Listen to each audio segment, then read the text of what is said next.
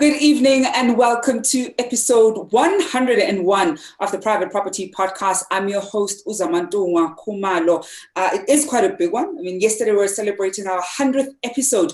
And of course, we had this special, panel of guests that we've previously had on the show, sharing really great nuggets that helped us navigate how to go about, identify, but also closing that first investment deal. So if you've missed that episode, do go back to our social media pages, right here on Facebook, Twitter, as well as YouTube to catch up. You definitely want to watch that one if you're looking for your first investment property as a property investor. And there are different things that you're probably still trying to make sense of. Well, it's episode 101, and we are, of course, probably charting the way to episode 200. And this evening, we're going to be looking at debunking common misconceptions that sectional scheme owners hold. And I know that earlier in the week, we had a conversation with Zelinda van der Merwe around sectional communities, sectional scheme communities, and we've previously had a conversation with her even around the rules when it comes to sectional schemes. And as you can imagine, this is one of those things that we want to familiarize ourselves with and know.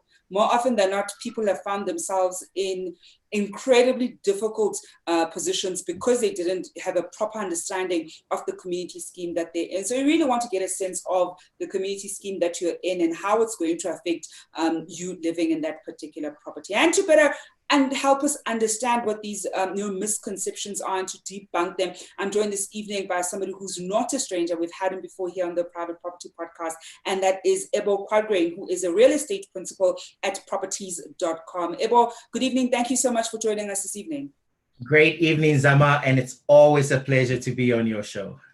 So I was saying to my guests, to my viewers yesterday, that we're going to be having you today. It's the week where we have the Quagraine brothers. So I was saying to people that don't get it confused. It is that family that liked property and pivoted to property and really doing quite a great job in this space. Now, Eba, I think let's not even, waste time with this one, because when we look at sectional schemes, there are so many different components and we'll always have different conversations when it comes to them. But of course, there are those misconceptions that a lot of the owners who stay in community schemes, sometimes perhaps invest in community schemes, typically tend to hold. And more often than not, you find that they get themselves into rather difficult positions because they were holding on to some of these misconceptions. Perhaps take us through, the first one that we should be debunking that viewers at home have to be aware of. Okay, so let's talk about when we actually enter into a sectional title scheme, right? Have you ever heard, like when you ask an owner, have you attended any body corporate meetings, and they go, I'm not part of the body corporate. The body corporate is someone else. Like, it baffles me because the number one thing is that the moment the property transfers into your name, or whether you bought it through a company, whenever you take ownership of the property, on that same day, you automatically become a party, or basically part of what we call the body corporate. So you are part of the body corporate. I think that's the first thing that all sectional scheme owners should actually get. You're part of the body corporate from day one. The other people. You're saying the other thing? The other people then is, of course, so usually what we refer to as body corporate is usually the trustees. And that's the part that we now need to start differentiation, but I suppose I'll allow you to ask your questions so that I don't derail you. But yeah. And I actually wanted to talk, about the trustees, because in our various conversations, when it comes to, sectional schemes or sectional communities, we haven't dug into the trustees, what they can or cannot do. And because I think more often than not, different people have issues with their trustees, and sometimes trustees try to push their own agenda. Before we even look at some of the, we'll say, common, let's call them mistakes or common things that typically sometimes happen where trustees are concerned, perhaps let's look at who are the trustees and what exactly do they then do in the sectional scheme. My favorite group of people, trustees. So there's this, I don't know whether it's power, but I don't know what it is. And I suppose it's good and bad, because in every single individual is that element of, owning up to something and having a responsibility. But oftentimes in sectional schemes, you get a crop of people who just in jail, like you said, have their own agenda or maybe don't know what they have to do. Okay, so then they end up going about it the whole wrong way. And that's, I suppose, the other misconception. There's the misconception that trustees once voted. So how do you become a trustee? Maybe let's go back to that. A trustee is somebody who holds a fiduciary position or duty for the body corporate. Because remember, I mean, if you've got like 30 units, not all of you can make decisions on a specific, I mean, let's say a gardener needs to come and cut the grass. Not all 30 of you can make the decision immediately. So your trustee is like your board of directors, if you put it that way. They make the day-to-day running of the complex very simple, right? How do you become a trustee? The trustees are voted in at an AGM. And there's this misconception that trustees can only be owners. That's actually very false. A person who does not own in the sectional scheme can still be voted as a trustee.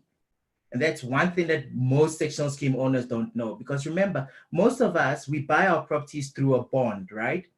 Now, automatically, the banks have a higher stake in those buildings. So at any point in time, if their interest is not being served, they can nominate any outside person and have them serve as trustees.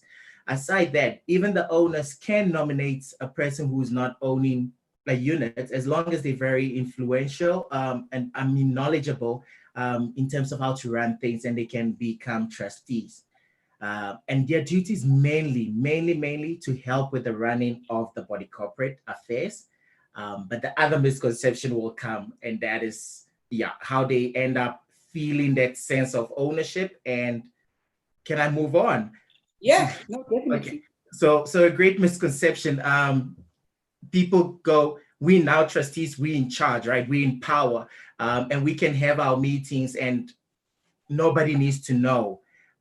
So trustee meetings not being shared. There's this misconception that trustees can make decisions by themselves without consulting owners, hold meetings, and not have to share the minutes with everyone. The sectional title scheme is actually very, very clear on this.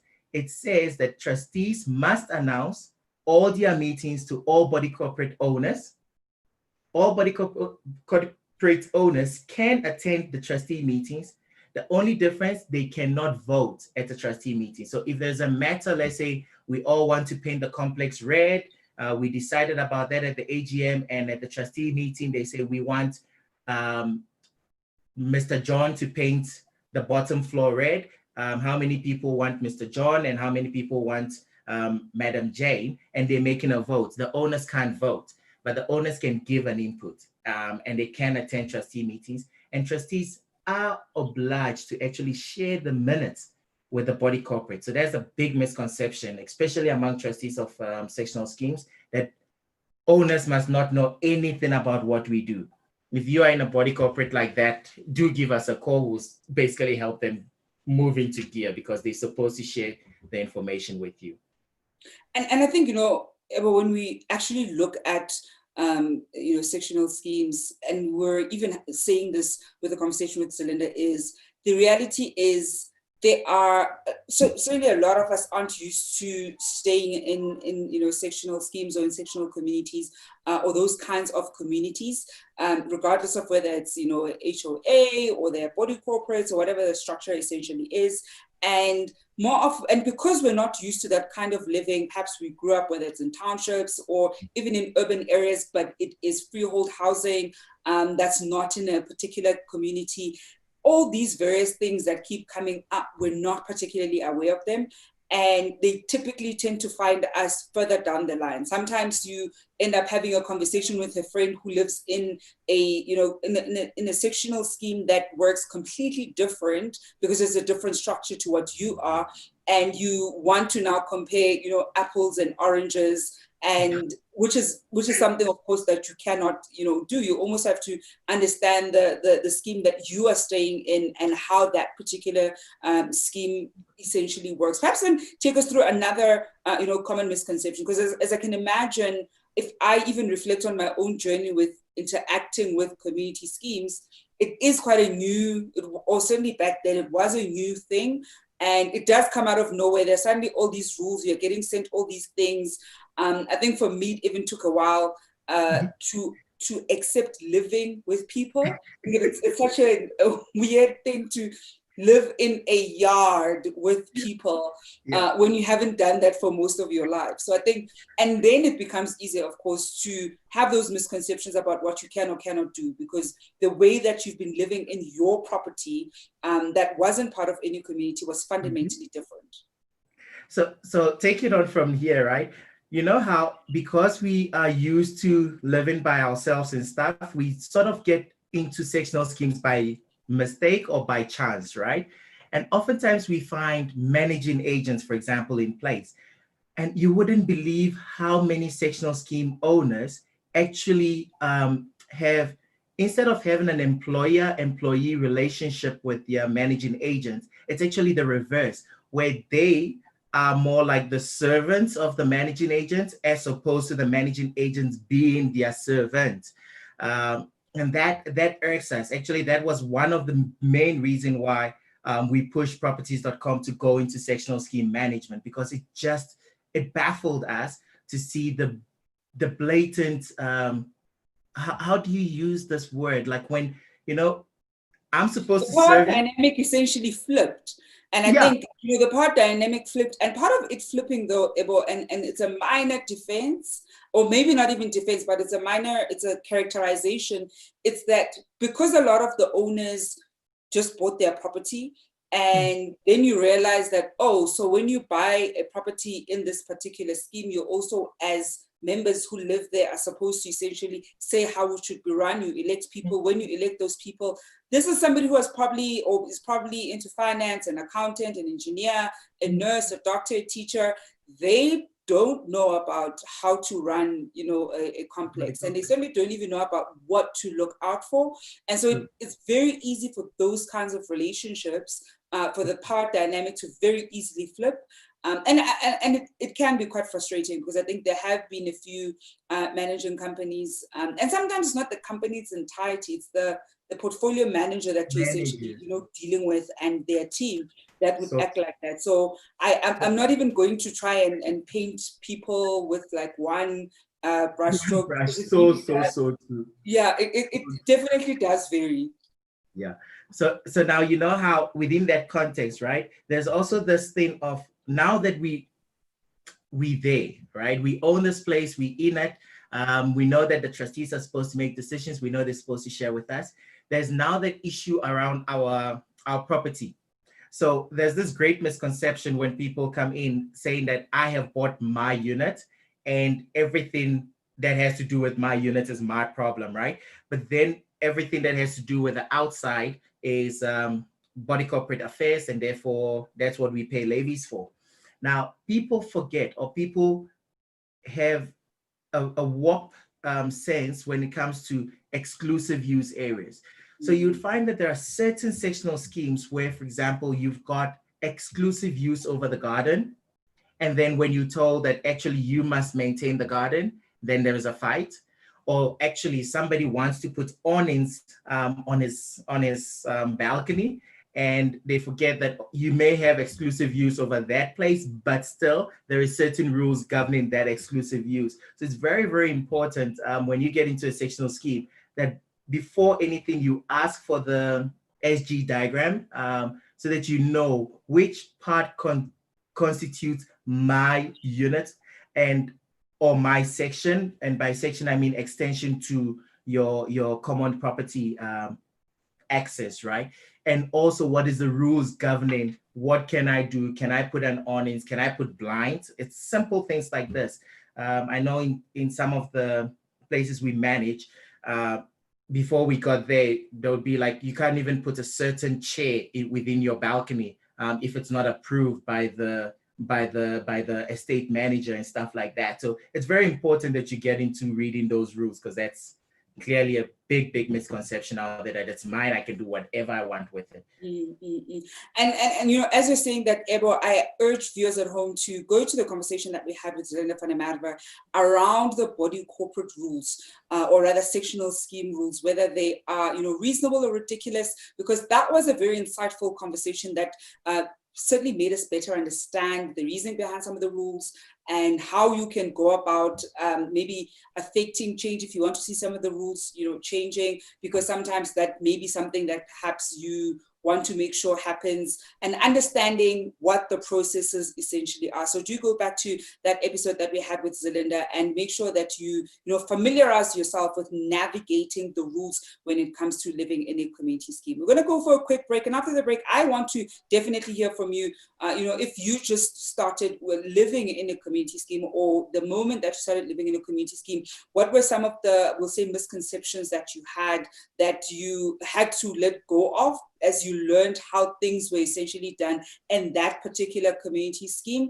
And if you are moving from one to another, was there significant change that you noticed from the two different community schemes that probably didn't sit too well with you? And what was it? Because I think it is also one of those things, when Ebo was saying there are certain specs around the chair, I haven't heard that one before. I know the ones about the type of paint you can have and the specs of the building and the type of architecture, and understandably, but a chair on your own balcony, that one I haven't heard before. So I definitely want to hear what were some of the things that you ended up, coming to terms with and certainly realizing as you're living in your community scheme. We're going to be back just after this.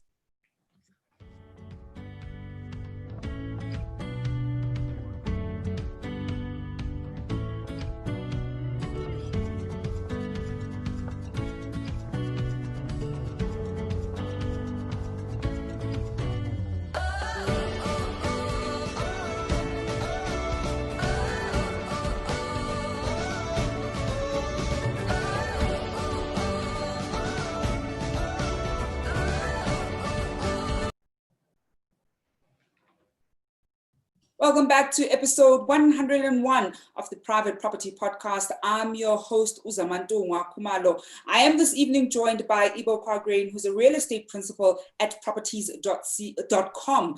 And we are this evening debunking the common misconceptions that sectional scheme owners hold. And we're talking, before the break about coming to terms with some of the rules that definitely that you see. And the one that Ebo, shared, I haven't heard that one before. It actually does make you realize the importance of going through the rules before you buy a property, especially if you're going to live in it, because that's something that you could easily miss. And then the next thing you're getting emails from, the body corporate saying that, furniture isn't to the specs of our particular,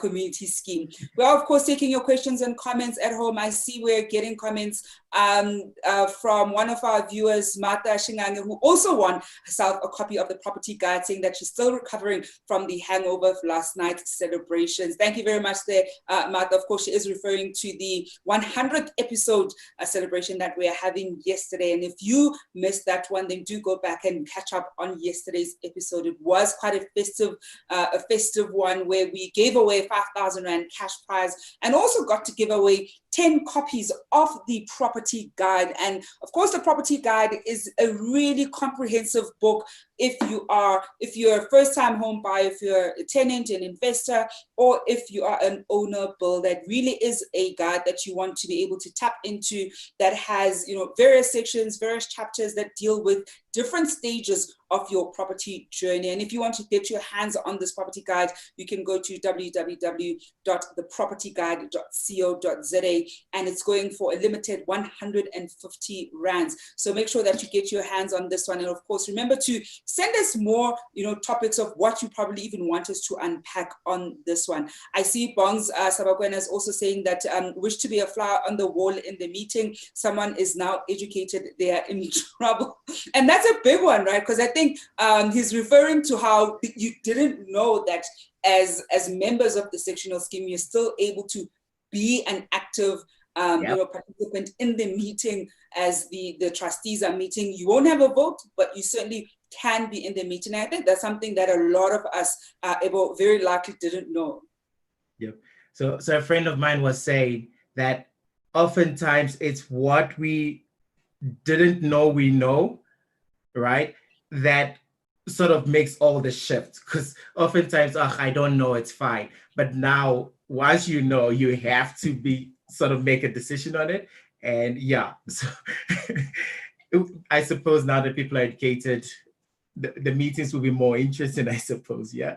And it really will, because I think it's also one of those things where things won't just get passed haphazardly, because you also know that other members of the community scheme are there and are able to ask questions and interrogate the decisions that are going to be made. Ebo, I want us to look at perhaps the top 3 things that you want viewers at home to know about sectional schemes. And let's take people who are already in them, because I think when I was speaking to Zelinda earlier in the week, we're now looking at people who are about to enter them. So now you're in them, you probably, like a bongs, you've now just learned that, oh, you can actually attend trustee meetings. I didn't know this. So what would be the top 3 things that we should know? Because a lot of us are holding all these different misconceptions. There are so many things that we don't know. And and I've certainly said that we'll have different future episodes that unpack different aspects of, living in a community scheme. But once you now realize that here are some of the myths that we've been holding on to, what would you say then are the sort of top 3 things that people who are already finding themselves living in community schemes should definitely know about community scheme living? So remember the last time when I was here and we spoke about SAP, as in your strategy, your area before your property, right? So the same sort of rule sort of applies when you are in a sectional title scheme already. The strategy for which that got you in there, I mean, if you are buying a place and you said, I'm buying a place to live in it, and this is my home for the next 10 years, for example, now you need to ask yourself, why did I want this home? I wanted a home because of the peace and tranquility. I wanted a home because I wanted the place to look a certain way and feel a certain way. Now, how are you going to get your strategy, for example, to be implemented if you're not going to be attending body corporate meetings? So that's the first and most important thing. You want to be able to, it's not a power trip, it's just being able to serve your interests. So you want to make sure that you attend every sectional body corporate meeting. That's very important. And if you can't attend, there is something that the Act allows for, and it allows for you to select or nominate a proxy. So get your proxy to go. If your property is rented out, for example, most rental companies, I know for a fact that at properties.com, we do that. If we manage your property, we will go to the body corporate meetings. Get your agent to attend those meetings, because then your strategy is being sort of lived, right? The second one, you chose the area for a specific reason. You chose it for security. You chose it for property values to go up. You chose it for whatever reasons you chose the area for. That needs to reflect within your body corporate. So we spoke about you having to attend the meetings. Don't just attend the meetings for just. The meetings usually bring out what we call the financials, the day-to-day running and the cost of the place. And this, I'm speaking specifically to trustees, because most trustees don't actually know this. You need to get your managing agent on a monthly basis to give you a full balance of what is in your bank account, a full breakdown of what was invoiced each unit and who paid what and who is owing what. Because if you do not know this, you are going to be caught at the end where you guys hear, oh, section Mang Mang owns so much money. Remember, the debt of the body corporate is your debt, and the assets of the body corporate is your assets. So if you do not make or keep a full eye on your books, then I suppose you're not meant to own property and you should make other alternative decisions. But that's very important. The second one. The third one. And I know as you put that phone on silent, I know that when totally people off. No, don't worry, Ebo. People sometimes tend to forget that we are now living in that digital world where you must first text before you call. I want to bring in, some of the comments and questions from our viewers at home before you give us that last tip that we should be mindful of. We're going to wrap the show up with that one. We've got the first one here coming from Farana Siddiqui, who says, living in a sectional titled unit now for 10 years. Research for one I didn't do. There's so many rules. My first month I got a fine, but as time passed, I got used to it. Owners are good in our complex and tenants are a big problem. They don't comply at all. And I think that actually is one of those things, and we even mentioned it with the conversation with Zelinda, is once you live in a complex, or when you're about to buy into a complex, it's so important to get a sense of what the tenant owner mix is, because it does have an influence in how the complex life or the estate life is going to be. We typically tend to find that when there's a higher percentage of owners living there, it tends to be slightly better, as opposed to when it's tenants who kind of come and go as the years go by. But as Farana, is saying, she's been living there for 10 years. So you kind of see the ebb and flow of different probably owners perhaps moving and then putting tenants in their units. So that is something to definitely be aware of as you navigate that one. A question here coming in, Ebo, from Shagong Kaugelo, Shagong, who asks, can an owner that owes levies be voted as a trustee? Okay, so according to the old Sectional Title Act, right? If you were owing, you were not able to have a vote. Now, not being able to have a vote basically then says that you can't really make decisions around the body corporate, right?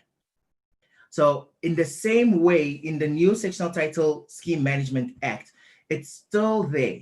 The only difference though is now you have, because I've actually encountered this in real life, where there's a sectional scheme that was only 9 units there. And, for the better part of it, the only people that were very into this were owing, and they were owing because they didn't have the proper stuff run. And the trustees actually, or the owners at the meeting, said that we want to have this specific person still as a trustee because we understand why they fell behind and we understand where they are and they will pay. So owners can outvote and say we want this person as a trustee, although we know that they owe. Okay. So it's a gray area. Technically, black and white is supposed to say no, but there are certain owners within a section scheme that you will find that are actually of value to the body corporate. And maybe them falling behind is not always because they did not want to pay, but maybe something happened everybody's aware of. They can give a concession, but technically no. And we've got another question here on, on participation. It's coming from Nkateko Agape, who's another viewer, of course, who won her copy of the property guide yesterday. Congratulations there to Nkateko. And her question is, can I ask the trustees to include me in all their emails when they communicate, or I can only attend meetings and not vote? No. So that's the other thing. Every single thing, and actually this has led us into the third most important one. Every single decision, every single meeting, every single conversation that is held in your body corporate vis-a-vis via the trustees or via an owners meeting, every single body corporate member is entitled to such meetings or the minutes of such meetings, okay? But more often than not, people have conversations in the back and they make that a decision of the body corporate and you don't get it. You are entitled to request it. And when you do, they are obliged. And I say this again, they are obliged. It's in the act. They must give it to you. They can't say we don't want, they can't say it's private. Whether it was discussed yesterday and you were not included, if you know a meeting was held and you want it, they must give it to you. Not even allowed, they must give it to you. Same with the financials. If 5 years ago there was something you need, somebody got paid for something, you want a receipt of it, you are entitled to those documents. and they should give it to you. So that's the greatest misconception around sectional title schemes, that transparency is not an issue or transparency is not important. Sectional title schemes, by virtue of its establishment, was done so that people that can't afford to live by themselves or can't afford to buy a very big plot can actually buy into these sections at an affordable rate, and to also still have the communal living. And yet when things are hidden, it creates a very unnecessary animosity where you come out of your door and you can't even greet your neighbor because there's no transparency, and your neighbor is maybe a trustee or was a trustee. It's unnecessary. Transparency is the cornerstone of the Sectional Title Scheme Act, and that is the greatest thing that if you are in a sectional title scheme, you want to strive for, and you want to push your fellow owners to actually come around this. And to do that, the greatest tool you will have in your power is actually to download a copy of the Sectional Title Schemes Management Act. At the end of this, my email address is there. If any of you need it, just shoot me an email or just send me a DM, and I will send it to you. We actually run free body corporate trainings in our offices here in Sandton. You should just let us know when you want to come through. Our team will set it up, because we believe that the more you know, or the more empowered you are, the better you actually protect your investment. Then whoever you have as a managing agent basically serves you and serves you well, so that your property value can go up. Ebo, we are going to leave it there, because I think it is one of those things that, and I keep saying to viewers at home, we're going to keep coming back to, because there's so much to unpack even within the Act itself to help us better understand, living in community schemes and making sure that we make the right decisions. And if it means we're, contacting trustees and understanding the decisions that they're making, then we're definitely going to do that. Thank you so much for joining us this evening, Ebo. It was a great pleasure. Thank you so much, Zama, and thank you to your listeners for listening. And that is Ebo Quagraine, who is a real estate principal at properties.com. We have shared his contact details down here below. So if you want to access some of their services, then you're more than welcome to go to properties.com. That, of course, brings us to the end of our episode this evening. We've got a comment here coming in from Umatha again saying, wow, this is insightful. I'm compiling a list of requests for our trustees tomorrow. I love that, Martha. I think we're probably going to have some trustees messaging us saying, why are we getting some of this info out there? Because people are now requesting all these details, which is of course something that you want. You want to make sure that people are making the right decisions about the place that you currently stay in. Farana is saying, living in a sectional title is so frustrating. It's like picking and choosing good and bad. The word is favoritism, and that does happen, which is quite unfortunate, but we definitely do see that one happening. Sometimes you may have, horrid neighbors, and sometimes you might be the owner, and the tenants that keep changing in the unit next door, they just go from bad to worse. So even trying to live through the next cycle of tenants can be quite frustrating. I see Alfred here is saying, I've been following your podcast for a while now, more informative and educational. I am learning a lot. I've never felt the need to comment until now. Alfred, thank you so much. Of course, there are those of you at home who are watching and probably never drop us a message, but we definitely want to hear from you. So if you're finding something interesting and insightful, then do message us below. If you are agreeing or disagreeing, we definitely want to hear from you. If you've had similar experiences to some of what we share here on the podcast, we definitely want to hear from you. So you don't have to be a silent viewer, but of course we do appreciate you listening and viewing the podcast. Well, folks, that is it from us this evening on the Private Property Podcast. It has been a pleasure to be with you throughout this week. And thank you again for watching us for the past 101 episodes. And of course, we will bring you many more episodes to come, bringing expert guests to help us navigate our property journey as much as possible. But of course, I don't leave you alone this evening. It is a Friday. And of course, on a Friday, We have the first time home buyers show. So that's something that you can look forward to. And over the weekend, of course, we've got the developers show where Chad is also going to be with you. So you're never alone here on Private Property. And certainly from my end, I do hope that you have a great weekend, that you stay home, stay safe, and I'll be back with you on Monday evening. Welcome to the first edition of the Private Property Podcast. As usual, we'll be bringing you experts to help us navigate this COVID-19 crisis, whether you're a landlord or a tenant, or somebody perhaps even looking to get into the property market and don't understand how this crisis is actually going to affect your property journey. Yes, we certainly do find ourselves in very, very interesting and very unique times.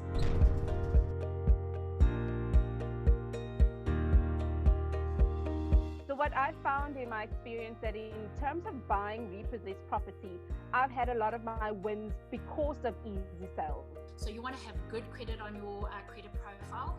You definitely don't want to have no credit profile on your credit profile. This is what we determine as a thin credit file. Accrued value during the course of the marriage will have to share with the other spouse, depending on what their contract says, the assets they gain during the course of the marriage. So that's basically what it means. We are profiling young people in property. You all know how excited I am to talk about property, but I even get more excited when I talk to my peers. Millennials and young professionals are money conscious. We understand that money doesn't grow on trees, and so we're trying to find ways to accommodate ourselves. Who are the parties in the buying and selling process, right? So you have the buyer, you have the seller, you have the bank, and you have an estate agent.